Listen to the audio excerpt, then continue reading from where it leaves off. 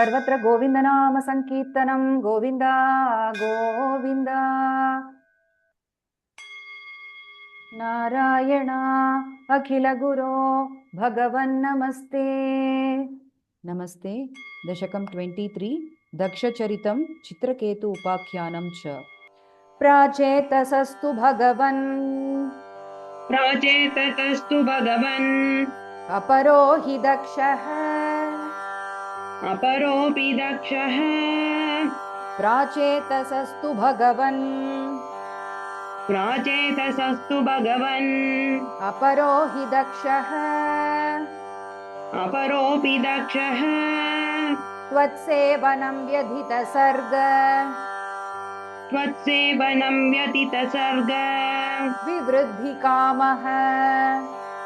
विवृत्तिकामः त्वत्सेवनं व्यधितसर्ग त्वत्सेवनं व्यतितसर्ग विवृद्धिकामः विवृत्तिकामः आविर्बभूवित तदा आविर्बभूवित तदा लसदष्टबाहुः लसदष्टबाहुः आविर्बभूविथ तदा आविर्बभूवित तदा लसदष्टबाहुः लसदष्टबाहुः तस्मै वरं दधिततां च तस्मै वरं तदिततां च वधूमसिक्नीम् वधूमसिग्नीम् तस्मै वरं दधिततां च तस्मै वरं तदिततां च वधूमसिक्नीम् वधूमसिग्नीम् प्राचेतसस्तु भगवन्नपरो हि दक्षः प्राचेतसस्तु भगवन् अपरोऽपि दक्षः त्वत्सेवनं व्यधितसर्गविवृद्धिकामः त्वत्सेवनं व्यतितसर्गविवृत्तिकामः आविर्बभूविथ तदा लसदष्टबाहुः आविर्बभूवित तदा लसदक्षबाहुः तस्मै वरं दधिततां च वधूमसिक्नीम् तस्मै वरं तदिततां च वधूमसिग्नीम् प्राचेतसस्तु भगवन्नपरो हि दक्षः त्वत्सेवनं व्यधितसर्गविवृद्धिकामः आविर्बभूविथ तदा लसदष्टबाहुः तस्मै वरं दधिततां च वधूमसिक्नीम् तस्यात्मजास्त्वयुतमीश तस्यात्मजास्त्वयुक्तमीश पुनः सहस्रम् पुनः सहस्रम् तस्यात्मजास्त्वयुतमीश तस्यात्मजास्त्वयुतमीश पुनः सहस्रम् पुनः सहस्रम् श्रीनारदस्य वचसा श्रीनारदस्य वचसा तव मार्गमापुः तव मार्गमापुः श्रीनारदस्य वचसा श्रीनारदस्य वचसा तव मार्गमापुः तव मार्गमापुः नैकत्र वासमृषये स नैगत्र वासमृषये स मुमोच शापम् मुमोच शापम् नैकत्र वासमृषये स नैगत्र वासमृषये स मुमोच शापम् मुमोच शापम् भक्तोत्तमस्पृशिरनु भक्तोत्तमस्त्रिशिरनोर् ग्रहमेव मेने ग्रहमेव मेने भक्तोत्तमस्पृशिरनु भक्तोत्तमस्त्रिशिरनोर् ग्रहमेव मेने ग्रहमेव मेने तस्यात्मजास्त्वयुतमीश पुनः सहस्रम् तस्यात्मजा त्वयुतमीश पुनः सहस्रम् श्रीनारदस्य वचसा तव मार्गमापुः श्रीनारदस्य वचसा तव मार्गमापुः नैकत्र वासमृषये स मुमोच शापम् नैगत्र वासमृषये स मुमोच शापम् भक्तोत्तमस्पृशिरनुग्रहमेव मेने भक्तोत्तमसृषिरनुर्ग्रहमेव मेने तस्यात्मजास्त्वयुतमीश पुनः सहस्रम् श्रीनारदस्य वचसा तव मार्गमापुः नैकत्र वासमृषये स मुमोच शापम् भक्तोत्तमस्पृशिरनुग्रहमेव मेने षष्ट्या ततो दुहितृभिः षष्ट्या ततो दुहितृभिः सृजतः कुलौघान् सृजतः कुलौघान् षष्ट्या ततो दुहितृभिः षष्ट्या ततो दुहितृभिः सृजतः कुलौघान् सृजतः कुलौघान् दौहित्रसूनुरथ तस्य दौहित्रसूनुरदतस्य स विश्वरूपः स विश्वरूपः दौहित्रसूनुरथ तस्य दौहित्रसूनुरदतस्य स विश्वरूपः स विश्वरूपः त्वत्स्तोत्रवर्मितमजा त्वत्स्तोत्रवर्णितमजा पयदिन्द्रमाजौ वयतीन्द्रमाजौ त्वत्स्तोत्रवर्मितमजा तत्स्तोत्रवर्णितमजा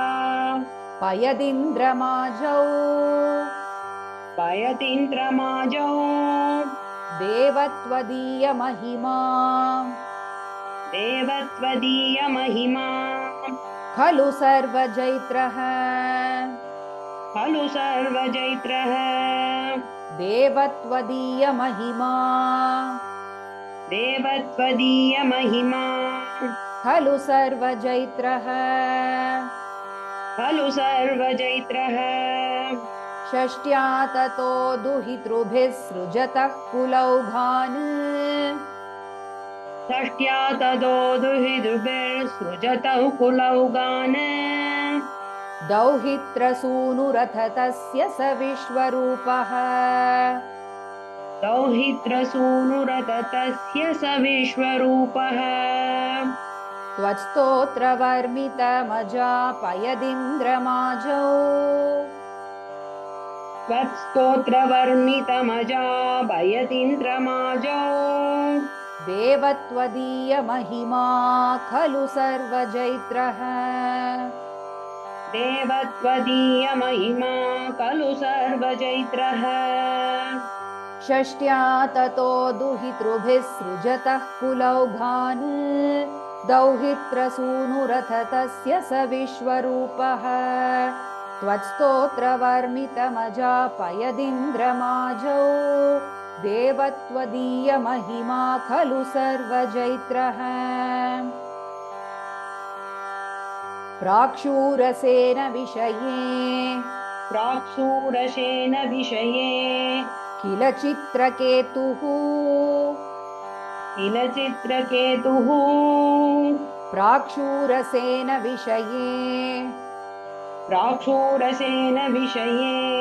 किल चित्रकेतुः किल चित्रकेतुः पुत्राग्रही नृपतिरं पुत्राग्रही नृपतिरं गिरसः प्रभावात् गिरसप्रभावात् पुत्राग्रही नृपतिरं पुत्राग्रही नृपतिरं गिरसः प्रभावात् गिरसप्रभावात् लब्धैकपुत्रमथ तत्र लब्ध्वैकपुत्रमदतत्र हते सपत्नी हते सपत्नी लब्धैकपुत्रमथ तत्र लब्ध्वैकपुत्रमदतत्र हते सपत्नी हते सपत्नी सङ्घैरमुह्यदवशस् सङ्गैरमुह्यतवशस्तव तव माययासौ माययासौ सङ्घैरमुह्यदवशस् सङ्गैरमुह्यतवशस्तव तव माययासौ माययासौ प्राक्षूरसेन विषये किल चित्रकेतुः प्राक्षूरसेन विषये किल चित्रकेतुः पुत्राग्रही नृपतिरङ्गिरसः प्रभावात् पुत्राग्रही नृपतिरङ्गिरसप्रभावात् लब्धैकपुत्रमथ तत्र हते सपत्नी लब्ध्वैकपुत्रमदतत्र हते सपत्नी सङ्घैरमुह्यदवशस्तव माययासौ सङ्गैरमुह्यतवशस्तव माययासौ प्राक्षूरसेन विषये किल चित्रकेतुः पुत्राग्रही नृपतिरङ्गिरसः प्रभावात् लब्धैकपुत्रमथ तत्र हते सपत्नी सङ्घैरमुह्यदवशस्तव माययासौ तं नारदस्तु सममं गिरसा दयाळुः तं नारदस्तु सममं गिरसा दयाळुः सम्प्राप्य तावदुपदर्श्य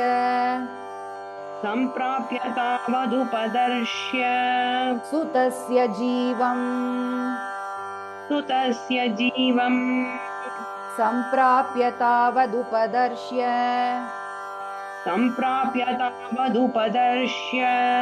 सुतस्य जीवम्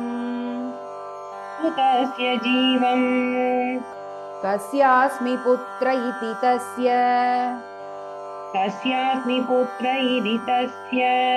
गिरा विमोहम् कस्यास्मि पुत्र इति तस्य गिरा विमोहम् त्यक्त्वा त्वदर्चनविधौ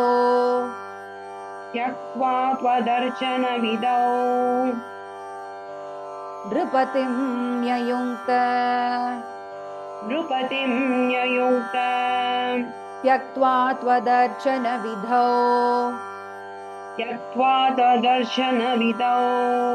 नृपतिं न्ययुङ्क्त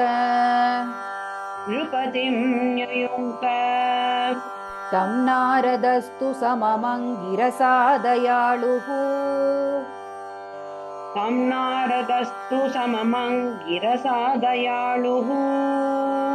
सम्प्राप्य तावदुपदर्श्य सुतस्य जीवम्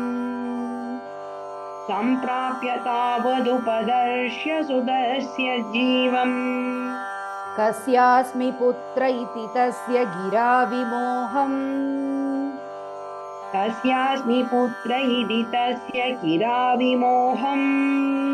त्यक्त्वा त्वदर्चनविधौ नृपतिं न्ययुङ्क्त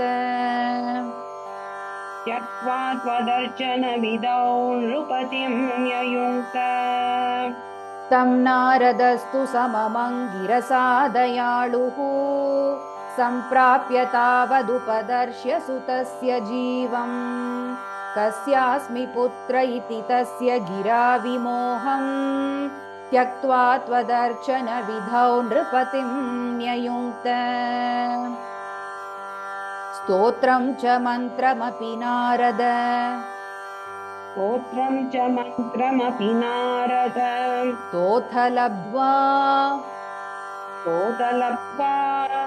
स्तोत्रं च मन्त्रमपि नारद स्तोत्रं च मन्त्रमपि नारद तोथ लब्ध्वा तोदलब्ध्वा तोषाय शेषवपुषो तोषाय शेषवपुषो ननु ते तपस्यन् ननु ते तपस्यन् तोषाय शेषवपुषो तोषाय शेषवपुषो ननु ते तपस्यन् ननु ते तपस्यन् विद्याधराधिपतिताम् विद्याधराधिपतिताम् स हि सप्तरात्रे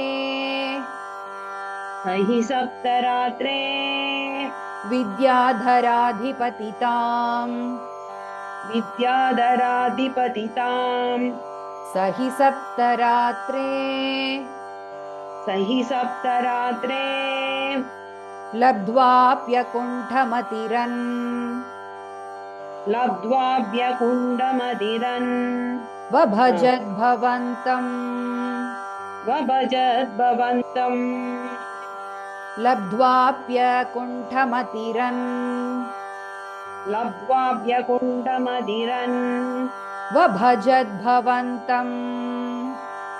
वभजद्भवन्तम्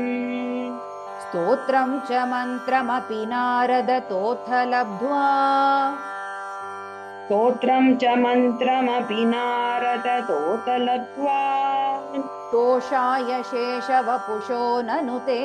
तपस्यन् तोषाय शेषवपुषो ननु ते तपस्यन् विद्याधराधिपतितां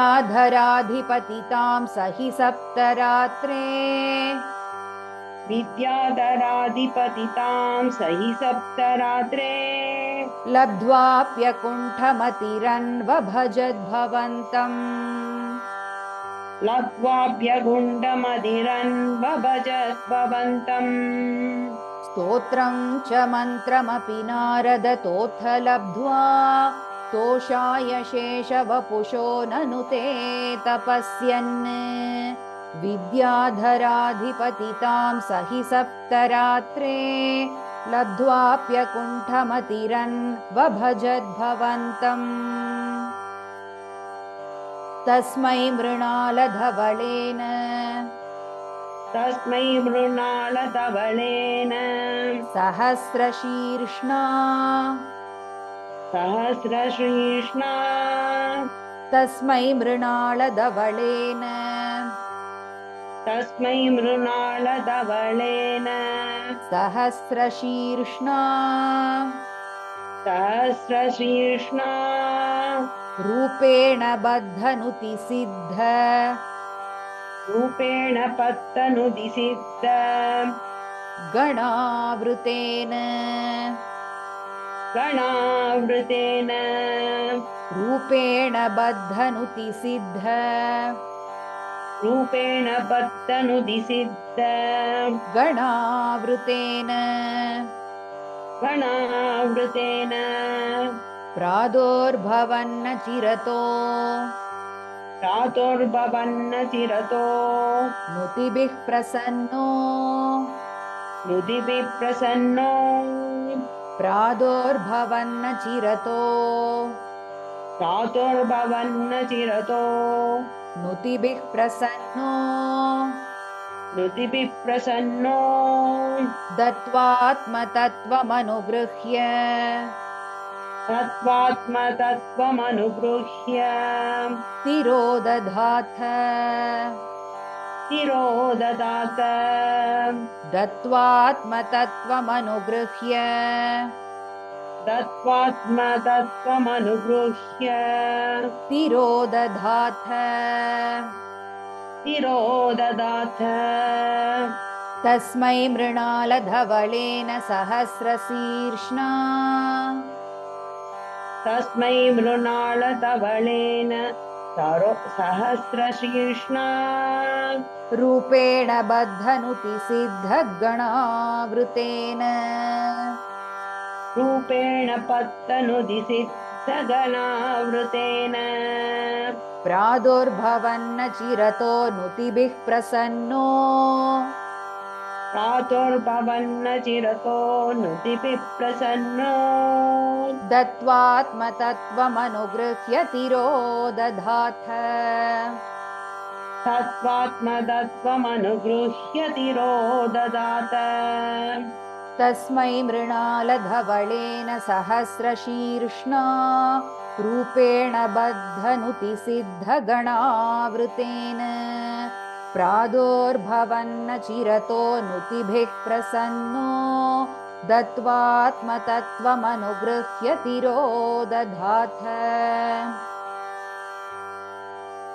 त्वद्भक्तमौलिरथसोऽपि त्वद्भक्तमौलिरदशोऽपि चलक्षलक्षम् चलक्षलक्षम् त्वद्भक्तमौलिरथसोऽपि त्वद्भक्तमौलिरदशोऽपि चलक्षलक्षम् चलक्षलक्षम् वर्षाणि हर्षुलमना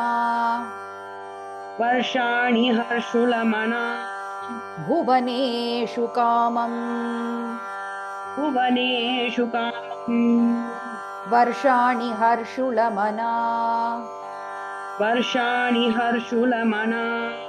भुवनेषु कामम् भुवनेषु कामम् सङ्गापयन् गुणगणम् सङ्गापयन् गुणगणम् तव सुन्दरीभिः तव सुन्दरीभिः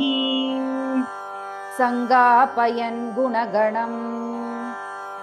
सङ्गापयन् गुणगणम् तव सुन्दरीभिः तव सुन्दरीभिः सङ्गारिरेकरहितो सङ्गादिरेहरहितो ललितं चचार ललितं चचार सङ्गातिरेकरहितो सङ्गादिरेहरहितो ललितं चचार ललितं चचार त्वद्भक्तमौलिरथसोऽपि च लक्षलक्षम् त्वद्भक्तमौलिरतशोऽपि च लक्षलक्षम् वर्षाणि हर्षुलमना भुवनेषु कामम् वर्षाणि हर्षुलमना भुवनेषु कामम् सङ्गापयन् गुणगणं तव सुन्दरीभिः सङ्गापयन् गुणगणम् तव सुन्दरीभिः सङ्गातिरेकरहितो ललितं चचार सङ्गादिरेहरहितो ललितं चचार त्वद्भक्तमौलिरथसोऽपि च लक्षलक्षम् वर्षाणि हर्षुलमना भुवनेषु कामम् सङ्गापयन् गुणगणं तव सुन्दरीभिः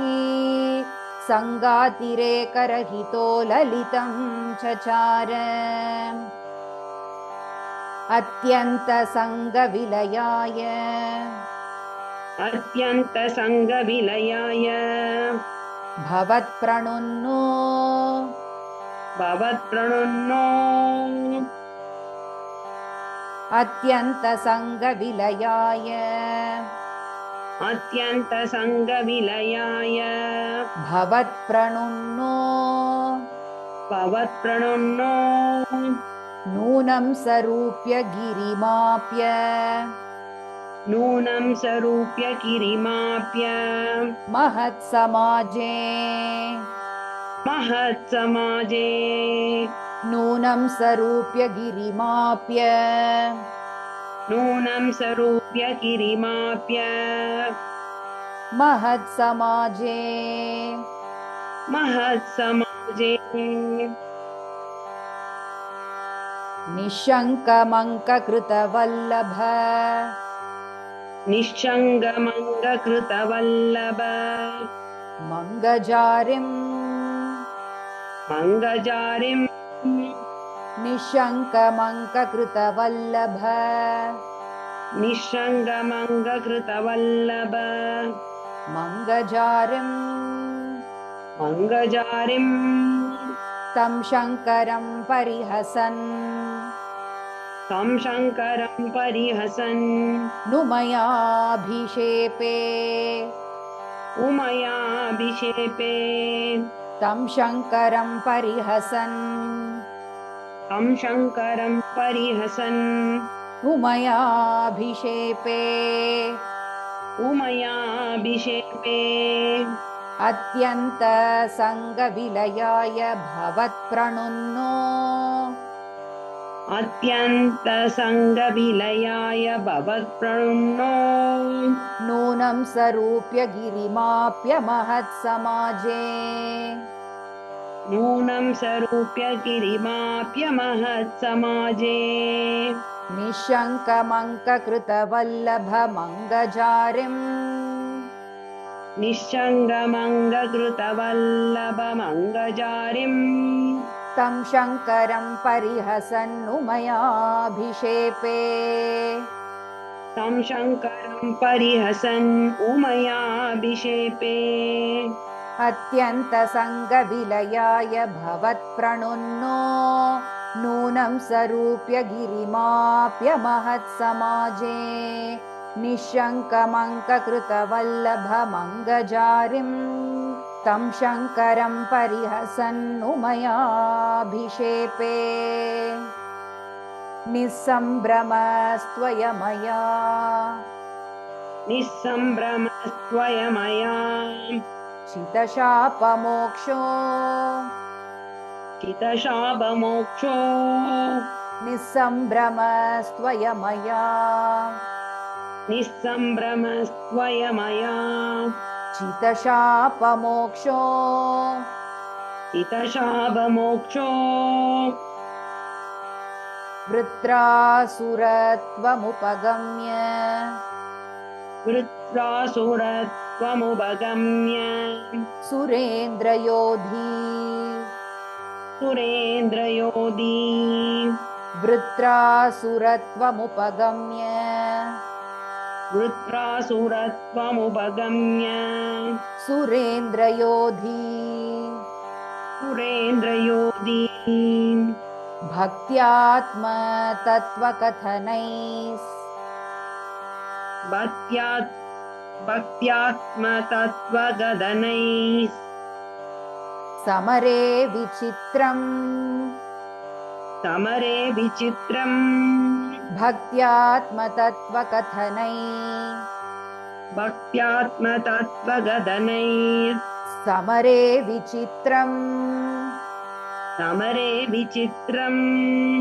शत्रोरपि भ्रममपास्य शत्रोरभिप्रममपास्य घतः पदं ते तदः पदं ते शत्रोरपि भ्रममपास्य शत्रोरभिप्रममपास्य गतः पदं ते गदः पदं ते निःसम्भ्रमस्त्वयमया चितशापमोक्षो निःसम्भ्रमस्त्वयमया चितशापमोक्षो वृत्रासुरस्त्वमुपगम्य सुरेन्द्रयोधी वृत्तासुरस्त्वमुपगम्य सुरेन्द्रयोधी भक्त्यात्मतत्त्वकथनैः समरे विचित्रम् भक्त्यात्मतत्त्वगदनैः समरे विचित्रम् शत्रोरपि भ्रममपास्य गतः पदं ते शत्रोरभिप्रममपास्य गदं पदं ते निःसम्भ्रमस्त्वयमया चितशापमोक्षो वृत्रासुरत्वमुपगम्य सुरेन्द्रयोधी भक्त्यात्मतत्त्वकथनैः समरे विचित्रम् शत्रोरपि भ्रममपास्य गतः पदं ते त्वत्सेवनेन दितिरिन्द्र त्वत्सेवनेन तितिरिन्द्र वधोद्यतापि त्वतोद्यतापि त्वत्सेवनेन दितिरिन्द्र त्वत्सेवनेन तितिरिन्द्र वधोद्यतापि त्वतोद्यतापि तान् प्रत्युतेन्द्र सुहृदो स्वान्पत्युतेन्द्र सुहृतो मरुतोऽभिलेभे मरुतो विलेपे तान् प्रत्युतेन्द्र सुहृदो स्वान्प्रत्युतेन्द्र सुहृतो मरुतोऽभिलेभे मरुतो विलेपे दुष्टाशयेऽपि शुभदैव दुष्टाशयेऽपि सुपदैव भवन्निषेवा भवन्निषेवा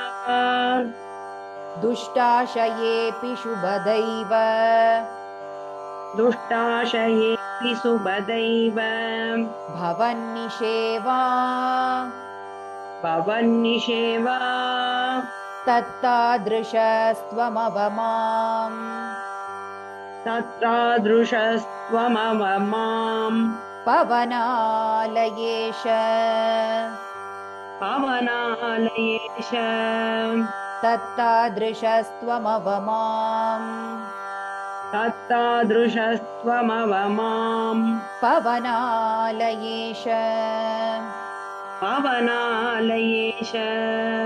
त्वत्सेवनेन दितिरिन्द्रवधोद्यतापि त्वत्सेवनेन तिदिरिन्द्रवतोद्यतापि